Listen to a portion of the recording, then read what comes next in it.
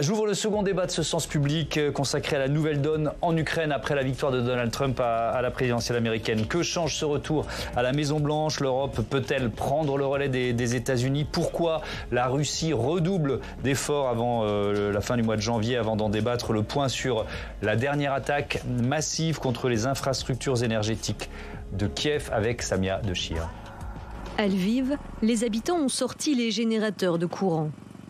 En plein froid hivernal, 1 million d'Ukrainiens sont privés d'électricité après des frappes massives de la Russie sur les infrastructures énergétiques.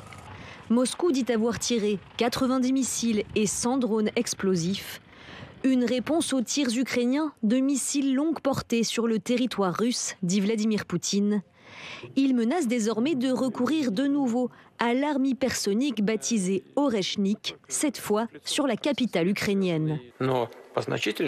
Pour les cibles importantes, nous utiliserons les moyens à notre disposition. Nous n'excluons pas l'utilisation d'Oreshnik contre les militaires, les installations militaro-industrielles ou les centres de décision, y compris à Kiev. Conçu pour embarquer des têtes nucléaires, le missile balistique Oreshnik a une portée de 5500 km, qui permettrait à la Russie de frapper n'importe où en Europe. Moscou l'a dégainé pour la première fois le 21 novembre, sans ogive nucléaire, sur la ville ukrainienne de Dnipro. Une nouvelle escalade qui inquiète la communauté internationale. Devant les Nations Unies, l'Ukraine a appelé les puissances nucléaires à une réaction ferme face à la Russie. Si son chantage réussit et que son adversaire fait preuve de faiblesse ou de volonté d'apaisement, une nouvelle escalade plus sévère et des violations suivront inévitablement. Le Parlement européen a appelé aujourd'hui ses États membres à livrer à l'Ukraine les missiles longue portée qu'elle réclame. Depuis plusieurs semaines, Moscou a intensifié ses attaques et gagné du terrain sur une armée ukrainienne affaiblie. Et on se demande ce que change le retour de Donald Trump à la Maison-Blanche sur ce front ukrainien avec Marie Gégaud. Bonsoir, bienvenue. Vous êtes journaliste au Monde, ancienne correspondante à Moscou. Pierre Haroche, bonsoir. Bienvenue, maître de conférences en politique européenne et internationale à l'Université catholique de Lille. Et vous publiez dans La Forge du Monde comment le choc des puissances façonne l'Europe. C'est aux éditions Fayard. Oksana Melnichuk, bonsoir. Bonsoir. Bienvenue à vous. Vous êtes politologue ukrainienne, directrice du Centre d'analyse politique et de la communication Unis pour l'Ukraine, et Sophie Drabinel, éditorialiste politique évidemment, est restée à mes côtés. On va vraiment beaucoup parler des conséquences de la victoire de Trump. Évidemment, c'est un peu le fil rouge de notre débat, mais je voudrais qu'on commence sur la situation actuelle. Que sait-on de la situation sur le front, Marie Gégaud? L'armée russe progresse. À quel point progresse-t-elle?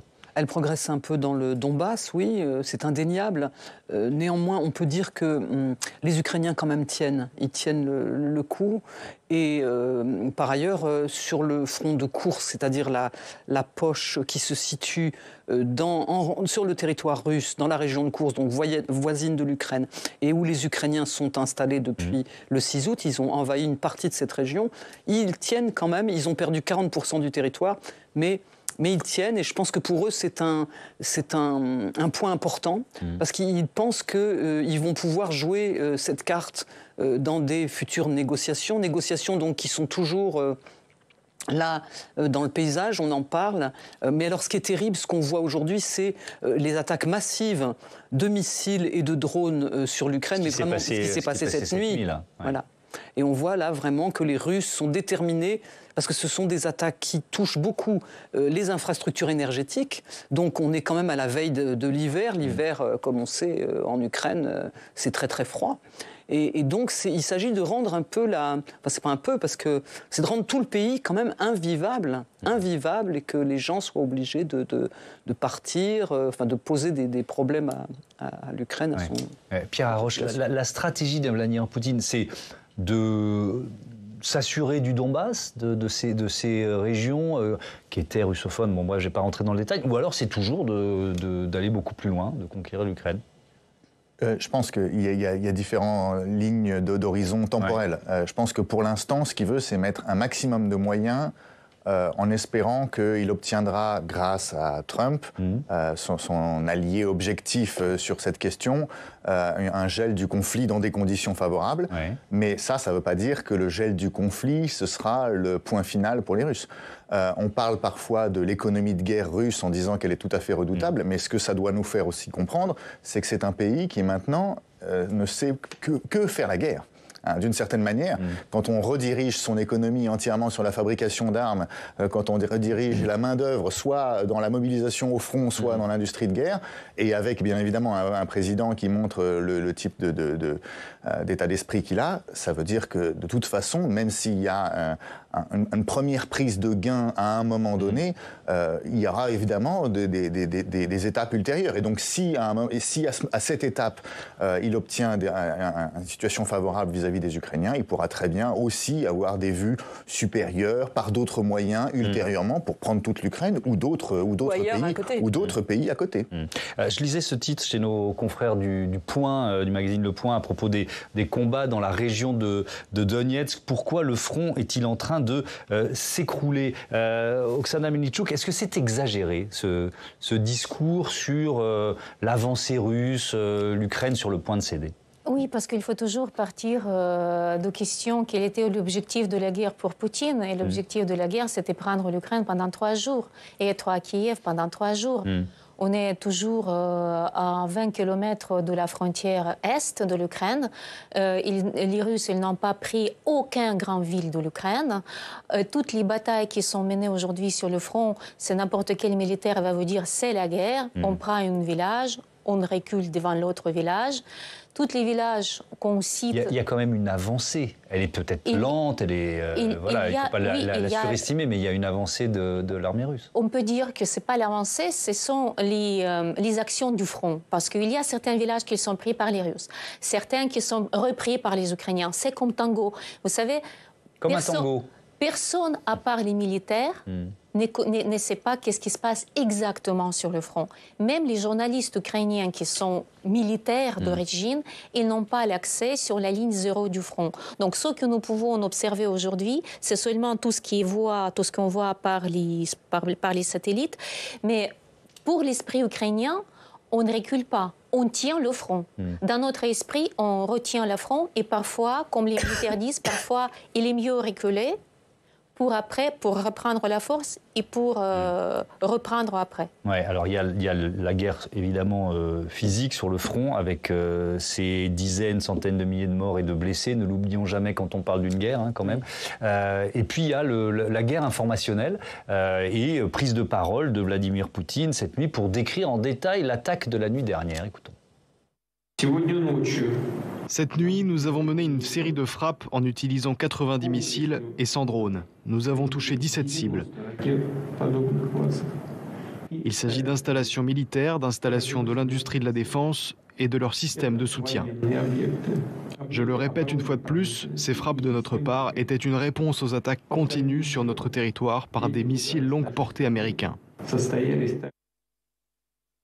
On essaye de se placer effectivement dans la perspective de la fin du mois de janvier, l'arrivée de Donald Trump à la Maison-Blanche. Il y a quelques semaines, donc, que cherche Vladimir Poutine? Il cherche à augmenter ses prises sur le terrain et comment on peut analyser sa stratégie dans cette temporalité? C'est ça, je pense qu'il essaie d'étayer ses gains. Là, devant nous, on a quand même 2 mois qui vont être probablement tumultueux parce qu'il est certain qu'il ne va pas s'arrêter là et il va continuer toutes les nuits, malheureusement, à frapper l'Ukraine. Je pense qu'il essaie, oui, de pousser ses feux, là, parce qu'il voit que ça marche. Enfin, ça marche après 3 ans, parce que quand même, jusqu'ici, ces buts de guerre, c'était quand même, comme disait Oksana, aller à Kiev en 3 jours, changer Zelensky, mettre un pro-russe à la place, etc. Bon, on voit bien que tout ça n'a pas fonctionné. Donc, mais alors, ce qui est très intéressant, c'est que, visiblement, il a très mal supporté l'autorisation donnée par le président sortant américain, Joe Biden, donner aux Ukrainiens de frapper la Russie en profondeur. Et ça, je pense qu'il y a une dimension, là, dans son geste et même dans son geste de balancer, comme il l'a fait la semaine dernière, un missile balistique très cher, donc, et qui n'avait pas de charge nucléaire, heureusement, mais c'est quand même, voilà, pour faire une sorte de com, et pour dire, et là il vient de le dire, il a dit, ça c'est ma réponse aux frappes en profondeur. Donc il ne supporte pas, et on peut penser raisonnablement qu'il ne supporte pas les frappes en profondeur. Pourquoi? Mais parce qu'elles ont eu des effets, elles ont causé beaucoup de dégâts. Hein. Alors les Russes sont totalement muets, ce qui est un autre indice. Par exemple, il y a eu une frappe de Storm Shadows, donc les missiles longue portée britanniques, sur la région de Koursk, sur la petite ville de Marino, où il y a d'ailleurs, c'est une ironie de l'histoire, l'endroit qui a été frappé, c'est en fait une propriété du Kremlin, hein, ça fait partie des propriétés du Kremlin, des villégiatures du Kremlin, etc. Bon. Et là, il y avait une réunion de commandants, y compris avec des officiers nord-coréens. Et ce Storm Shadow a vraiment fait des dégâts. On ne sait pas combien, mais quand même, Poutine, dans un précédent discours, a dit « on a eu des morts ». On a eu des morts lors de cette frappe. Donc on voit que... Alors lui, vous voyez, ça correspond tout à fait à sa mentalité, Poutine. C'est-à-dire que lui, il peut frapper les Ukrainiens, il n'y a aucun problème, il peut y aller, mettre tout ce qu'il veut, mais dès que la Russie est touchée, c'est insupportable. Ouais. Vous parliez de l'économie de guerre tout à l'heure. Je lisais en préparant l'émission que le rouble est au plus bas sur les marchés financiers depuis mars 2022. Ça veut dire que la Russie, elle paye de plus en plus cher ce qu'elle achète à l'étranger. Est-ce qu'elle a les moyens de tenir cette économie de guerre encore longtemps, Pierre? Oui, alors je voudrais faire juste le lien avec ce qu'on disait tout à l'heure, avec une image parlante, je trouve, sur l'évolution du front. Parce que je pense qu'effectivement, sur le front, les Russes avancent un petit peu, mais j'ai quand même noté qu'entre la ville d'Avdiivka, qui a été prise en février dernier, et puis la ville de Pokrovsk, qui a été annoncée comme la prochaine grande prise de guerre depuis l'été, et elle n'est toujours pas prise, il y a 50 km. Donc on est en train de parler d'avancer, certes, mais dans un mouchoir de poche. Et effectivement, ces avancées se font au prix de pertes humaines importantes et de pertes matérielles qui vont plus vite que la production qu'il y a derrière. Donc ça, c'est la question de la régénération et de la capacité de production. Je fais le lien aussi avec la déclaration de Vladimir Poutine parce qu'il dit on est allé frapper les industries de défense de l'Ukraine. C'est-à-dire que tout le monde pense comme ça. Parfois, on a une vision un peu simpliste, on se dit c'est l'évolution de la ligne de front qui fait la guerre, mais on voit bien que pour les belligérants, ce qui est important, c'est qui a la machine de guerre qui est capable de produire pour régénérer ses forces. Donc lui, il veut faire ça. Les Ukrainiens, la raison pour laquelle ils veulent des frappes à longue portée, c'est évidemment pour la même raison. C'est pour pouvoir frapper les armes là où elles sont produites avant qu'elles arrivent sur le front. Et donc je repose la question, ont-ils les moyens de payer cette guerre pendant longtemps ? Le problème de fond, c'est que là, il y a un effort dont je dirais que grosso modo, il n'est pas soutenable. Il n'est pas soutenable humainement, c'est-à-dire que, évidemment, ce sont des évaluations qui sont fragiles, mais de ce qu'on pense, les Russes perdent plus d'hommes que ce qu'ils sont capables de recruter régulièrement. Donc là, il y a un premier aspect qui est humain. Il y a un aspect matériel, c'est que lorsqu'on regarde les productions en termes de chars de combat, en termes de canons, que ce soit des canons d'artillerie ou pour les chars de combat, ils en produisent beaucoup moins que le nombre qu'ils perdent. Et d'un point de vue économique, ce que vous rappeliez avec l'inflation, ils investissent tout leur argent dans l'économie de guerre au prix d'une économie civile qui est affaiblie et d'une inflation qui monte et qui fait que cet effort, d'une certaine manière, il risque de s'effondrer à un moment donné. Donc en fait, on voit le pari, c'est Donald Trump va nous sauver. Oui, on revient à la temporalité dont on parlait tout à l'heure. Donald Trump va nous sauver, donc on peut mettre le paquet.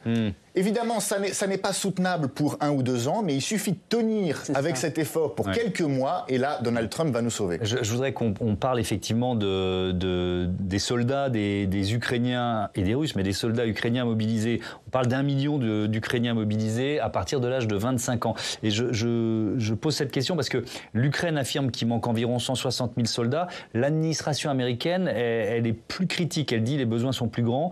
Et on va citer un haut responsable de l'actuelle administration. La vérité, c'est que l'Ukraine ne mobilise pas, n'entraîne pas actuellement assez de soldats pour remplacer les pertes sur le champ de bataille et se maintenir face à l'accroissement des forces russes. Oksana Melnichuk, est-ce que l'Ukraine peine à finalement mobiliser ses soldats, mobiliser suffisamment de soldats aujourd'hui? Et si oui, pourquoi? Je voudrais répondre par la réponse qui était donnée par l'office du président ukrainien à cette, parce qu'il faut bien dire que c'était dit par Jake Sullivan. Jake Sullivan, il représente un groupe dans l'administration de Biden qui a mené les négociations derrière notre dos, les négociations diplomatiques avec les Russes. Jake Sullivan, il appartient à ce groupe des politiques américains qui dealaient avec les Russes. Et le deal, c'était à la veille de la guerre même. D'accord, mais l'Ukraine elle-même dit on n'a pas assez de soldats. Et maintenant, il propose ça, tandis que Jake Sullivan connaît mieux que les autres que si nos hommes, millions de personnes qui étaient mobilisées. Ici, les troupes, c'est 160 jusqu'à 200 000 personnes qui sont sur le front. S'ils ne sont pas été équipés, c'est la faute de qui? Et la réponse de notre présidence aujourd'hui, c'était c'est pas la peine de baisser l'âge de mobilisation. Parce que c'était ça la demande. Aller jusqu'à 18 ans pour mobiliser les plus jeunes. Oui, pour tuer plus les Ukrainiens dans cette guerre. C'était ça. C'était très mal pris en Ukraine, cette propos. Donc la réponse, c'était c'est pas la peine de baisser cet âge. Il est mieux d'équiper tout ce que nous avons déjà mobilisé. Nous avons suffisamment mobilisé déjà. Le problème, comme dit notre président, nous avons 14 brigades, mais il y a seulement 3 qui sont bien équipées. Les autres ne sont pas équipées. Donc, ce n'est pas la question des hommes, c'est la question d'équipement de ces hommes. Alors, on va reparler des armes, évidemment, des deux côtés, d'ailleurs, mais quand même, je reste sur la question des hommes, des soldats. Est-ce que c'est aussi une guerre de fantassins, Marie Gégaud? Vous voyez ce que je veux dire? Parce qu'on parle beaucoup des missiles, des drones, des chars, mais les drones détruisent plus facilement des chars. Est-ce que c'est aussi une guerre de fantassins? De fantassins, je ne sais pas ce que vous en pensez, vous êtes peut-être plus qualifié que moi. Moi, il me semble que c'est une guerre de fantassins, et on le voit même aussi à Koursk, c'est pareil, où c'est vraiment une guerre, comme vous l'expliquiez, un jour un village, comme Oksana le disait, un village est pris, il est repris, etc., les tranchées, bien sûr, donc c'est une guerre d'hommes, et à ce jeu-là, et en effet, la Russie a plus davantage de profondeur en ressources humaines. Oui, mais quand même, le fait d'avoir dû faire venir des soldats nord-coréens, c'est un signe. Quand vous avez raison, c'est un signe de faiblesse, on peut le voir comme ça, c'est sûr, parce que, comme on l'a dit, les pertes sont tellement énormes que... D'ailleurs, à combien, je vous donne la parole, à combien on les évalue, ces pertes? On disait plus de 1000 par jour, plus de 1000 par jour pour les Russes.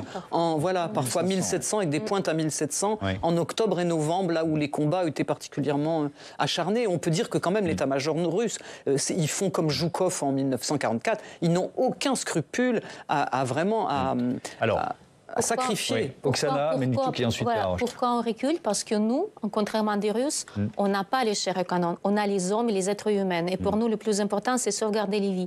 Et les chefs de l'état-major, tous nos généraux, tous les chefs de l'armée, ils disent la même chose. Ils disent au lieu de kilomètres, on préfère reculer pour sauvegarder les vies de nos soldats. Si l'armée ukrainienne recule quelque part, c'est parce que le rapport de force n'est pas égal. On préfère perdre les kilomètres que les hommes. Je voudrais revenir sur votre question, c'est intéressant le rapport entre les fantassins et l'armement, parce que la raison pour laquelle le fantassin devient plus important, c'est à cause d'une évolution technologique, et c'est en particulier les drones, c'est-à-dire que si le champ de bataille devient très transparent, si c'est plus possible pour des véhicules blindés, des chars de combat, des véhicules blindés d'infanterie de circuler et qu'ils se font détruire immédiatement, ça veut dire qu'il faut être beaucoup plus léger et que seuls des fantassins peuvent prendre position. Donc d'une certaine manière, c'est une sorte de régression due à l'innovation technologique. Voilà. Et il y a encore, la boucle n'est pas terminée, parce que le fait que les fantassins redeviennent centraux fait aussi qu'on investit dans des technologies comme les mines antipersonnelles. C'est la question de l'envoi de mines par les États-Unis. C'est-à-dire que ça veut dire que ça devient intéressant de poser des mines s'il y a surtout des fantassins. Et un autre truc qui est lié à l'innovation, ce sont les drones terrestres. Un point sur lequel les Ukrainiens investissent beaucoup aujourd'hui, en disant qu'on peut peut-être remplacer les humains par des robots. Je vous interromps parce que les armes, on en parle tout de suite avec Fanny Veil qui va nous rejoindre sur le plateau de ce Sens Public. Les armes utilisées à la fois côté russe et côté ukrainien. Vous commencé, vous en parliez il y a quelques instants, par les mines antipersonnelles. Elles sont en principe interdites depuis 1997 par la Convention d'Ottawa, dont l'Ukraine est signataire. Pourtant, les États-Unis en ont effectivement récemment fourni à Kiev. Alors, il s'agit de mines non persistantes. Autrement dit, elles se désactivent, voire s'autodétruisent automatiquement, en l'occurrence au bout de 2 semaines. En théorie, passé ce délai, elles sont donc sans risque pour les populations civiles. Autre arme interdite, le gaz anti-émeute CS. Moscou est soupçonné d'en avoir utilisé sur le terrain en Ukraine. Kiev a fourni des échantillons dans lesquels des traces ont été retrouvées.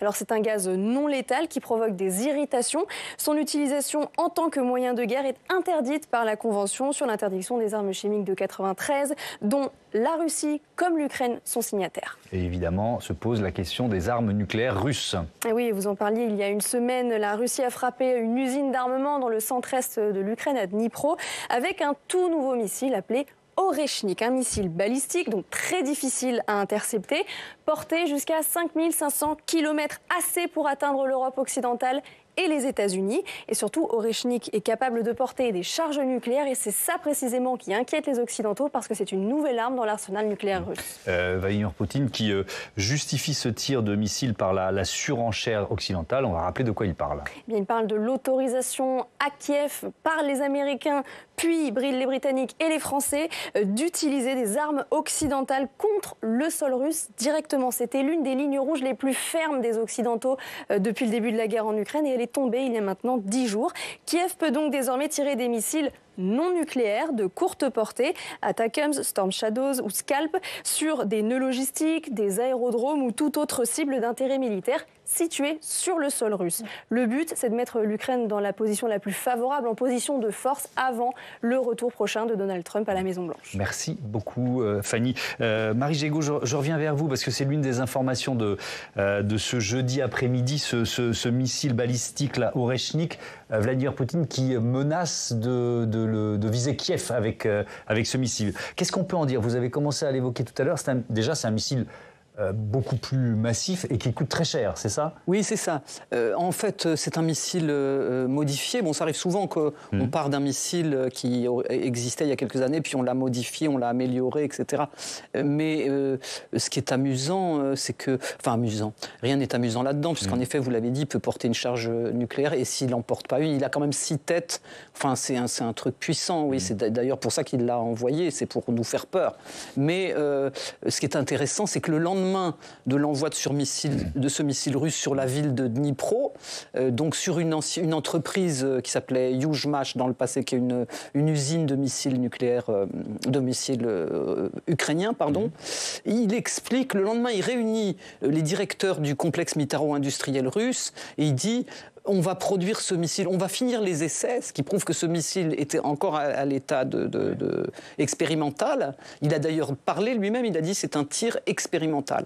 Et ensuite, on sait bien que ce missile n'est pas produit, ne peut pas être produit. Il a dit aux militaires, on va en produire comme des petits pains, on va commencer la fabrication en série. Enfin, tout ça est du flan. Et quand même, je voudrais dire que cet homme que j'ai personnellement interviewé est un menteur, un fiefé menteur. Le jour même où je l'ai interviewé, c'était en 2010, il y a longtemps, ici à Paris, il était venu, j'étais correspondante à Moscou à l'époque, voilà, il a dit pendant l'interview un mensonge énorme. Et donc, il ment énormément, il bluffe, il ment, et c'est tout à fait les méthodes qu'il a apprises à l'école du KGB, hein, voilà. Donc, il y a une partie là-dedans qui est quand même une partie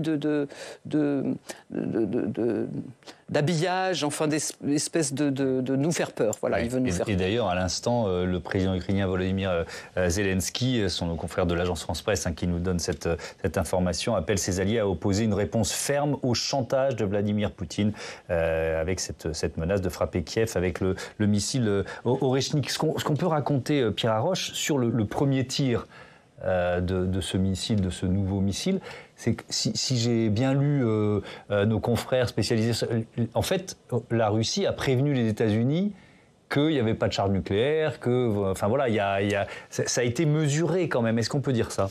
Oui, parce que ça, il y a des accords qui sont faits justement pour éviter les escalades nucléaires, mais d'ordre technique, si vous voulez.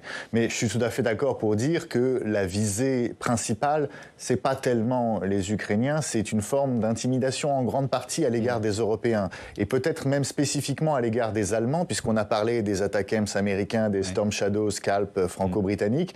Et le grand absent dans ce débat, ce sont bien entendu les Taurus allemands.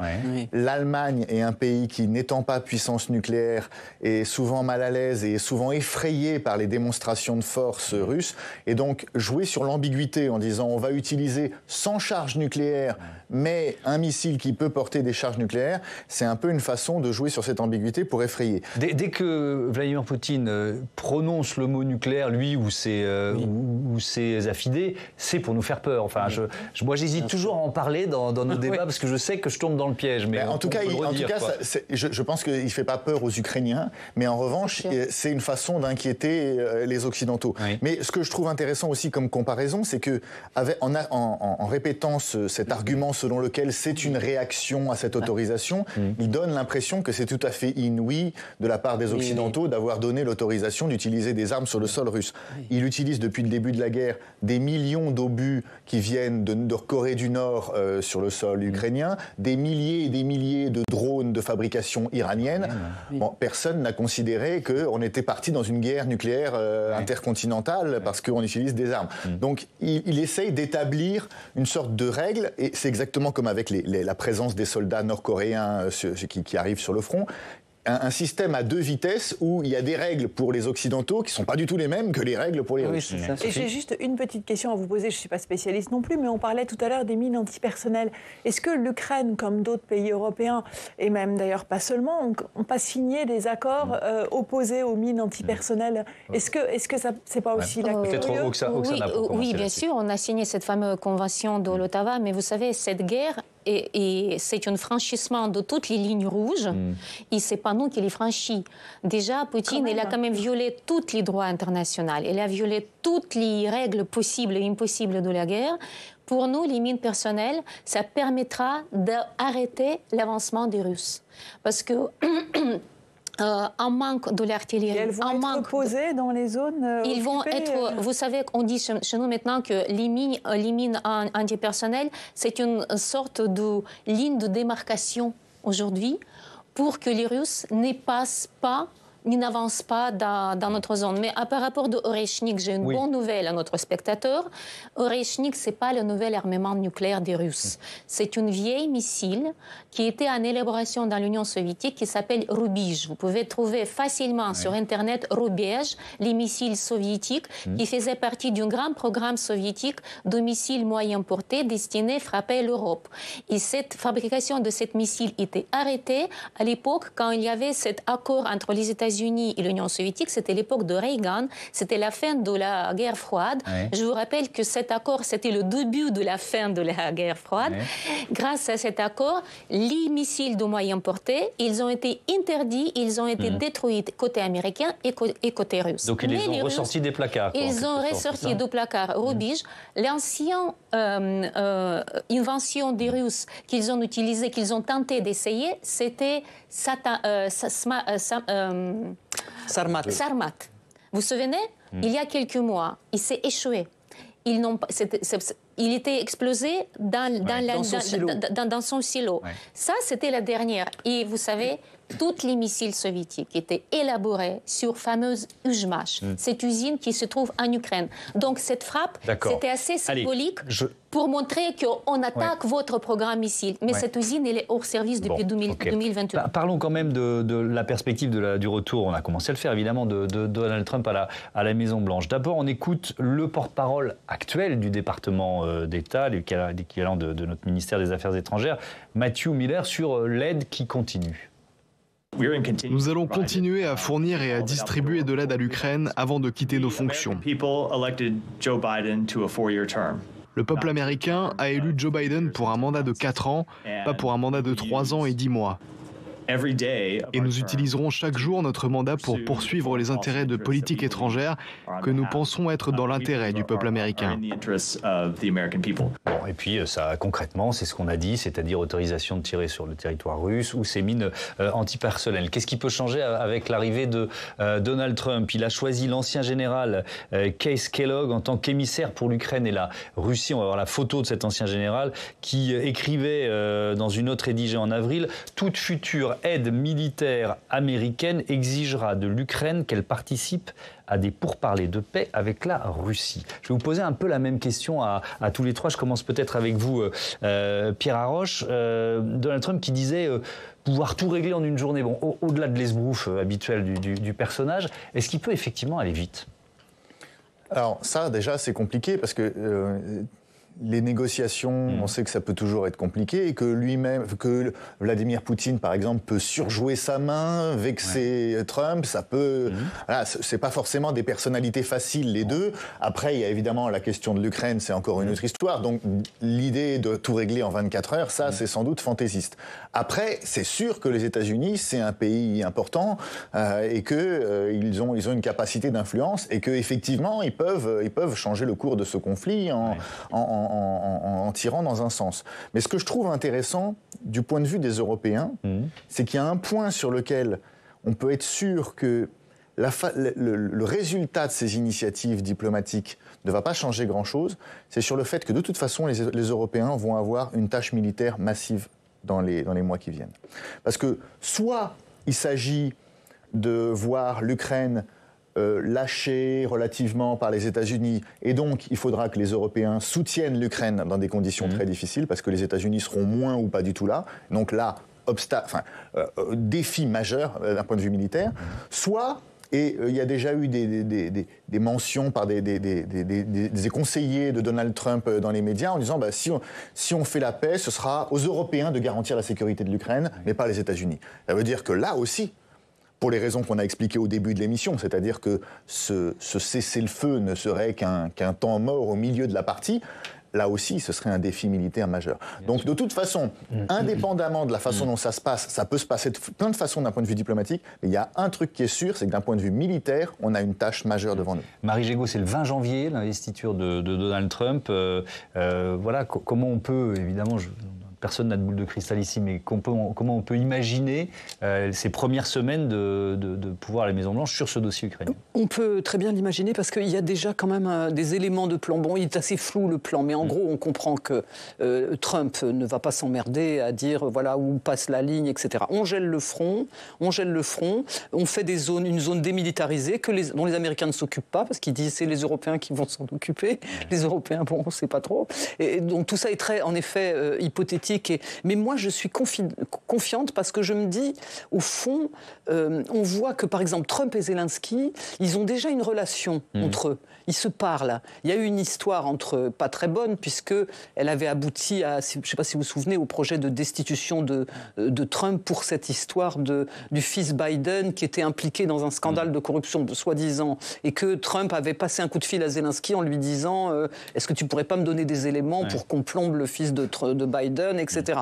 Bon, mais en dehors de ça, si on regarde bien attentivement ce qu'a dit Zelensky ces derniers temps, c'était très habile. D'abord, contrairement à Poutine, il s'est empressé de féliciter Trump de son élection, en disant une élection irréprochable, enfin incontestable, je ne sais plus quel terme il a employé. Ensuite, il a dit, et ça les Ukrainiens l'ont vraiment dans la tête, ils ont dit à Trump, écoutez, si vous voulez retirer les troupes américaines d'Europe, à un moment, c'est nous les Ukrainiens. Finalement, nous les Ukrainiens, il n'y a pas armée plus aguerrie en Europe que l'armée ukrainienne. Donc, on va vous remplacer en Europe. Et puis, vous savez, si vous venez en Ukraine après la guerre, pour la reconstruction et tout ça, vos entreprises, elles seront tous les marchés. Et sur le blé, ce qui est déjà le cas, parce qu'il y a beaucoup de multinationales américaines qui sont présentes.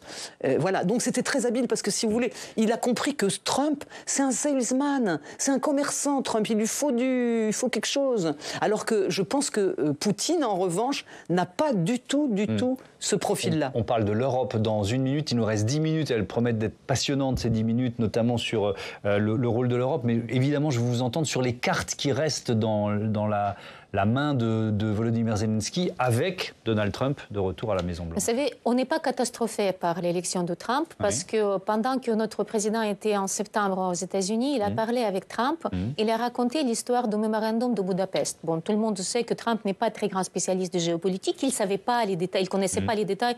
On se demande s'il connaissait en général qu'est-ce que c'est le mémorandum de Budapest. Donc, Zelensky lui expliquait parfaitement en détail comment ça se passait.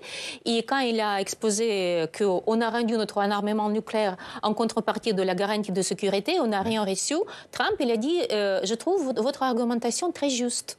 Il y avait beaucoup des échanges comme ça entre Trump et Zelensky, ce qui nous laisse l'espoir de croire que quand il va voir la réalité des choses, comme c'est un homme qui n'aime pas perdre. Vous vous souvenez, Zelensky, il a dit une phrase qui était largement citée à Fox News. Il a dit « Si vous ne nous aidez pas, on va perdre ». Vous vous souvenez cette phrase-là? Oui, bien sûr. Mais c'était Zelensky, comédien d'origine. Il dit ça à la télé qui est regardée par Trump parce qu'il sait parfaitement que Trump n'aime pas perdre. Oui. Alors cette phrase était adressée à Trump et uniquement à Trump personnellement. Parce Vous serez responsable de notre défaite. Voilà. Ouais. Et il ne va pas se permettre. Mais je peux vous dire que les Ukrainiens sont très malins. Nous avons le plan B et plan C. Même si les Américains nous lâchent, on a quand même... nous, on ne va pas lâcher et on ne va pas céder. Alors, l'Europe, comme promis, elle va changer d'incarnation pour sa diplomatie, Sophie. Alors absolument. Et Thomas, je voudrais vous parler, et à vous tous, d'une femme, Kaja Kallas, qui est une Estonienne âgée de 47 ans et qui prend dimanche les rênes de la diplomatie européenne à la suite de l'Espagnol Josep Borrell. Elle va devenir haute représentante de l'Union européenne. Rien d'anodin en ce moment à ce qu'une représentante des pays baltes prenne en charge la sécurité de l'Union. L'Estonie, je vous le rappelle, possède une frontière avec la Russie de près de 300 km. Autrefois intégrée à l'Empire russe, elle a été aussi intégrée dans l'Union soviétique et c'est un petit État petit mais très déterminé. Kaja Kallas a été première ministre de cet État entre 2021 et 2023 et elle s'est faite remarquer par son soutien constant à l'Ukraine. Si tout le monde, a-t-elle dit le 12 novembre dernier devant les parlementaires européens, si tout le monde lui consacre 0,25% de son PIB, l'Ukraine pourra vaincre. Pas question de céder à la Russie donc. Si nous cédons, leur a-t-elle prévenu, ces parlementaires européens, tous les agresseurs potentiels deviendront de véritables agresseurs. Et alors, il faut dire que son histoire personnelle, elle incarne l'Estonie. Absolument, une histoire de rupture avec la Russie. Elle ne cesse de le rappeler, et je la cite, « Ma mère, déportée en Russie alors qu'elle était bébé, a souffert des crimes de guerre que la Russie a infligés à beaucoup trop de gens.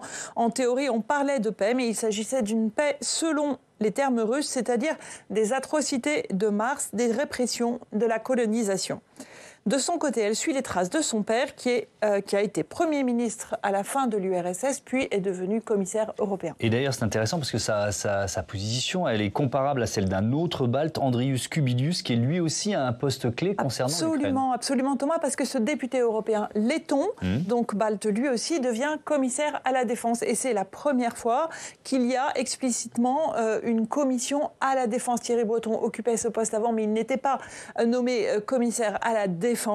Et c'est la défense et l'espace au sein d'un exécutif qui entre en action le 1er décembre prochain.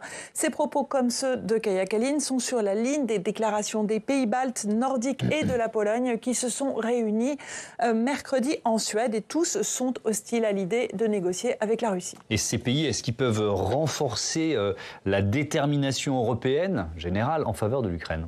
Eh bien, a priori, oui. La France, force nucléaire, qui fait partie du Conseil de sécurité de l'ONU, ne donne pas du tout le sentiment, bien au contraire, de tourner kazakh, idem pour l'Allemagne, mais un signal nous alerte. 5 mois après les élections européennes, le Parlement a voté ce mercredi en faveur du collège des commissaires avec la majorité la plus faible de l'histoire de l'institution. Alors, ça n'est pas forcément explicite, mais c'est un signe des tensions liées à la montée des droites et à toutes les tensions politiques contradictoires au sein de l'Union. Les voiles de Bruxelles pourraient faceiller, vous savez, ces prochains mois, c'est-à-dire battre au vent comme les bateaux. Dans ces conditions politiques, ni Trump ni Poutine, nous le savons, ne se gêneront pour attaquer Kaja Kallas, une femme blonde, issue d'un petit État très peu peuplé, et ils ne manqueront pas non plus de rappeler le scandale qui avait éclaté en Estonie lorsque des affaires économiques liées à son mari, des affaires nouées avec la Russie avaient explosé. Oui, Kaja Kallas, effectivement, Marie Gégaud, on ne doute pas de son engagement sincère, de sa volonté réelle, mais quel sera son pouvoir si les pays membres se déchirent sur la stratégie vis-à-vis de l'Ukraine? Parce que c'est un peu ce que Évidemment, c'est plus difficile quand on est démocratique. Oui. Poutine, il n'a pas ce genre de problème. Il décide de tout seul. Il n'a pas d'opinion publique, donc ça va tout seul. Mais je pense que quand même, c'est bien. Parce qu'on a une sorte de noyau dur au sein de l'Europe, avec les Baltes, la Pologne, la France et la Grande-Bretagne, quand même, on le voit avec la fourniture des Storm Shadows et des Scalps en ce qui nous concerne. Oui, même si les Anglais sont plus dans l'Union, ils sont militairement présents. Oui, ils ont toujours été aux côtés de l'Ukraine. Les Anglais, vraiment, ils sont beaucoup plus en pointe que les autres. Parce que quand même, on va quand même être obligé à un moment d'avoir un droit de regard et de revenir sur ce qui a été fait. Parce que quand même, si les Ukrainiens en sont là, c'est aussi parce qu'on ne leur a pas donné assez. Regardez, ça fait 1 an que Zelensky réclame les missiles à longue portée, et s'il les avait eus avant, et si on avait donné plus d'armes à l'automne 2022, quand les Ukrainiens ont vraiment bouté les Russes hors de la région de Kharkiv, hors de la région de Kherson, on n'en serait pas là. Donc il y a quand même, on a quand même une responsabilité. Regardez l'Allemagne, regardez Scholz, non, je ne donnerai pas les Taurus, ça va escalader, ça va fâcher Poutine. On est toujours, ça fait 20 ans qu'on est dans l'idée qu'on va fâcher Poutine et que c'est pas bien. Alors avant, on pensait qu'on va fâcher Poutine, c'est pas bien parce qu'il y a du gaz. Donc c'est ce que Merkel dit dans ses mémoires qui viennent de sortir cette semaine. Et d'ailleurs, pas l'ombre d'un regret, rien chez Merkel. Elle dit le gaz était pas cher, c'était bon pour l'Allemagne, je l'ai fait. Mais c'est terrible quand même, c'est terrible de laisser ce pays depuis 2014, quand même, depuis 2014. C'est pas 2022. 2014, ils prennent la Crimée et on n'a pas réagi, on a laissé filer tout ça. Donc oui, c'est bien qu'on ait des gens comme Kaja Kallas et comme Andrius Kubilius. Heureusement qu'on a ceux-là. Peut-être qu'ils vont porter un peu plus haut il va le falloir parce que Trump, on ne sait pas ce qu'il va faire et il est possible aussi qu'il lâche l'Ukraine. Enfin, il lâche. Je veux dire, financièrement, ils vont lâcher. Financièrement, ils vont lâcher parce qu'il a dit, ce Zelensky, a-t-il dit une fois, il est un véritable représentant de commerce, il est très habile. À chaque fois qu'il vient aux États-Unis, il repart avec 10 milliards de dollars dans ses poches. Oui, je crois qu'il disait même 60 je crois qu'il disait 60 milliards. C'est le meilleur commercial du monde. C'est ça. J'ai relu ça en préparant l'émission. C'est le meilleur commercial du monde. Sur la cohésion européenne, Pierre Haroche, je veux bien votre avis là-dessus parce que voilà, il y a aussi des alliés déclarés ou un peu plus sous-marins de Poutine au sein de l'Union. Oui, alors après, ce n'est pas un problème de cohésion générale. Il y a quelques pays, il y a en particulier la Hongrie, qui pose problème. Mais je pense qu'effectivement, la question de Kaja Kallas, c'est intéressant parce que que peuvent faire Kaja Kallas et Andrius Kubilius? Ce qu'ils peuvent, c'est lancer des initiatives européennes en matière de défense en particulier, les deux. À leur façon. Et je pense que ça, c'est le point crucial, parce qu'effectivement, on peut discuter de la façon dont ça peut se passer d'un point de vue diplomatique, mais même dans le scénario le plus favorable où Trump, finalement, ne veut pas couler les Ukrainiens, il demandera quand même, comme vous l'avez dit, que ce soit les Européens qui fassent bien plus l'essentiel de l'effort. Et là arrivent effectivement nos nouveaux leaders de l'Union européenne. Qu'est-ce qu'ils peuvent proposer? Moi, je pense qu'on en arrive à un stade où il faut proposer quelque chose d'ambitieux qui soit capable d'acheter rapidement et de façon massive, de façon un peu centralisée. Pour l'instant, on ne va pas rentrer dans les détails, mais les Européens ont essayé tout un tas de solutions un peu décentralisées, de coordination un peu souple, et c'est très lent et c'est pas très efficace. Moi, je pense qu'on en est à un stade où, pour certaines dépenses, il faudra avoir quelque chose comme un budget européen de défense, et ce sont les débats qui sont... Et une évolution forte, du coup. Ce sont des choses qui sont déjà en train d'être discutées. On attend notamment un livre blanc de la défense qui sera demandé à Kaja Kallas et à ses services. Il y a vraiment un débat qui n'est pas simplement diplomatique, qui est comment est-ce que l'Union européenne peut devenir adulte dans ce contexte. Merci beaucoup. Merci à tous d'avoir participé à ce débat. Marie Gégaud, on vous lit dans Le Monde, et Pierre Haroche, votre livre Dans la forge du monde, comment le choc des puissances façonne l'Europe, est publié chez Fayard. Merci encore d'avoir participé à cette émission. Vous pouvez nous retrouver évidemment, revoir ou découvrir nos débats sur publicsénat.fr, nous écouter en podcast, et puis notez que l'économiste Marc Toiti sera l'invité de la matinale d'Oriane Mancini. Demain, il sera 8h. Belle soirée sur les chaînes parlementaires. Je vous dis à lundi.